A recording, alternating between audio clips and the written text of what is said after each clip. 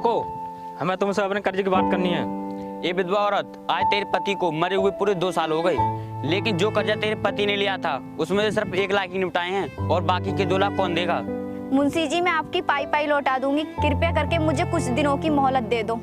ठाकुर साहब, ऐसा तो मेरे पास कुछ नहीं है जिसे बेचकर मैं आपके 2 लाख लौटा दूं। अरे क्यों नहीं है, तुम्हारे पास तो बहुत कुछ है देने के लिए। केवल मेहनत मजदूरी है जो मैं दिन रात कर रही हूँ, उसी से मैं आपका पैसा लौटा सकती हूँ।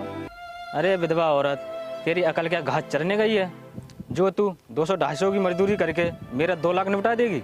जो तुम्हारे पास है 1 बीघा जमीन, उससे हमारा सारा कर्ज निपट जाएगा। नहीं, बिल्कुल नहीं, वो मेरे पति की आखिरी निशानी है, मैं उस खेत को नहीं बेच सकती और उसी खेत से तो हमारा दाना पानी चल रहा है। अरे मैं तो ये कह रहा हूँ, तू खेत नहीं बेच सकती तो मत बेच, तो फिर बेच दे। मैं मानती हूँ गरीब हूँ और तुम्हारी कर्जदार भी, इसका मतलब ये नहीं जो तुम्हारे मन में आएगा वो कहोगे। मुंशी, तुम इनसे कुछ मत बोलो, हम इनसे बात कर लेंगे। ठीक है ठाकुर साहब, आप मुझे कुछ दिनों की मोहलत दे दो, मैं आपकी पाई पाई लौटा दूंगी।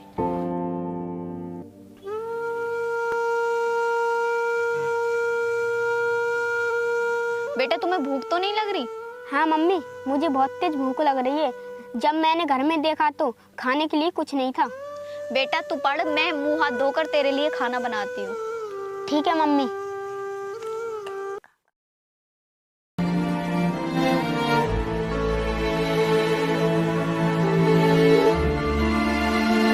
बेटा उठ जा, आज तुझे स्कूल नहीं जाना है क्या? हाँ मम्मी, जाना है। अजय बेटा, मैंने तुम्हारे लिए खाना तैयार कर दिया है। और हाँ, एक बात याद रखना, लंच में सारा खाना खा लेना, बच ना पाए। ठीक है मम्मी, सारा खा लूंगा।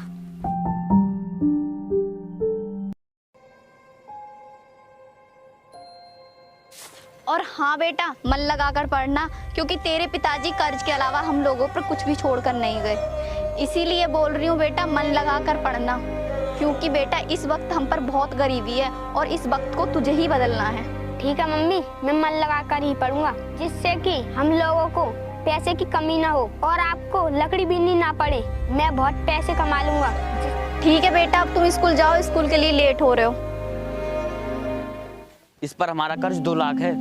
ठाकुर साहब, इसके पास वो जमीन है, वो पूरे 5 लाख की बिक रही है।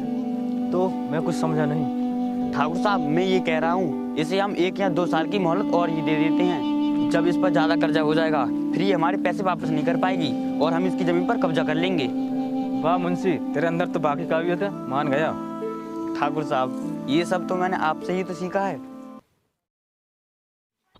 मम्मी, मैं तुमसे एक बात पूछूं? हाँ पूछ बेटा। मम्मी, आप जो एक दिन कर्ज वाली बात कह रही थी, आखिरकार पिताजी ने वह कर्ज लेकर उस पैसे का करा क्या था?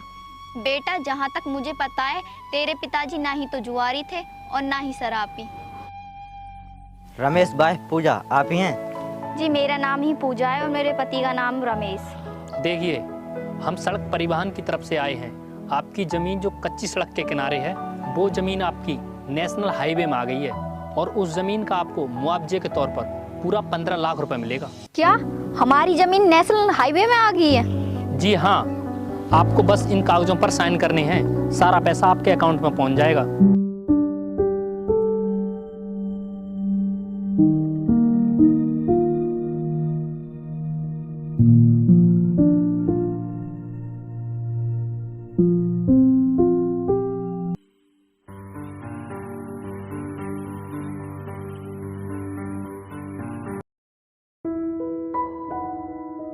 बेटा, रमेश का घर यही है? जी हाँ।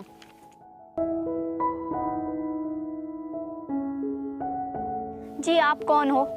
जी, मैं एक बीमा एजेंट अधिकारी हूँ। आपके पति के बीमा के बारे में बात करने आया हूँ। जी बताइए, क्या बात है? जी, आपके पति ने हमारी संस्था से बीमा कराया था। आपके पति की अचानक से मृत्यु हो गई। वैसे आपके पति ने हमारी सारी किस्तें टाइम पर भरी थी। तो क्या हमें और पैसा देना होगा? अरे नहीं, हम आपसे पैसा लेने नहीं बल्कि देने आए हैं। क्या आप हमें पैसे देने आए हैं?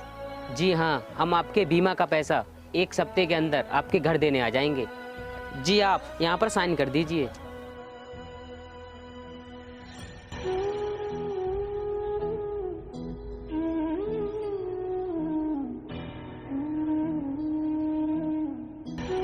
ठीक है सर। अच्छा, जो इसके पिताजी ने ठाकुर से पैसा लिया था वो किसी और काम में नहीं बल्कि बीमे में ही लगाया था।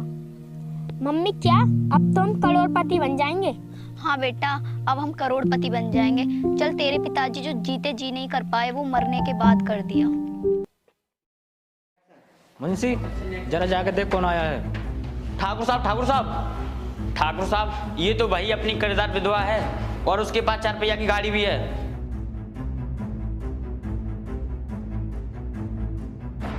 बोल ठाकुर, तेरे कितने पैसे थे हम पर? ये बता, तेरे पास 4 पहिया की गाड़ी कहाँ से आई? ऐसी कौन सी लॉटरी लग गई तेरी? और तू ये मत भूल, हमारी कर्जदार है। तुम्हारी कर्जदार थी लेकिन अब नहीं। बोल ठाकुर, तेरे कितने पैसे हैं? लगभग 2 लाख। ये पकड़, इसमें पूरे 2.5 लाख रुपए हैं। ये बताओ, 50,000 ज्यादा क्यों? इसका जवाब तो मेरी मम्मी देंगी। मारा क्यों? 50,000 इसके थप्पड़ के लिए, ये तेरे गंदे लोग और इसकी गंदी सोच के लिए। देख ले ठाकुर, किस्मत बदलते देर नहीं लगती। चल बेटा।